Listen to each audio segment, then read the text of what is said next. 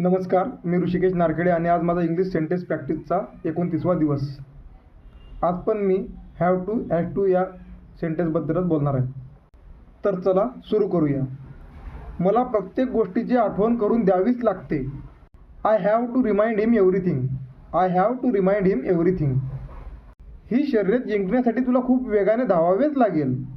You will have to run very fast to win this race. You will have to run very fast to win this race. तुला तुझ्या आरोग्याची काळजी घ्यावीच लागेल. You will have to take care of your health. You will have to take care of your health.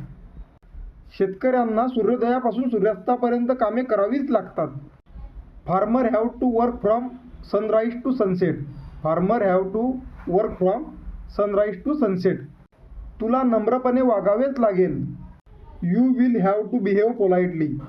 You will have to behave politely. तुम्हाला तुमच्या मुलाला चांगले शिष्टाचार शिकवावेच लागतील. You will have to teach good manner to your son. You will have to teach good manner to your son. तुला त्याची परवानगी घ्यावीच लागेल. You will have to take his permission. You will have to take his permission. Thank you.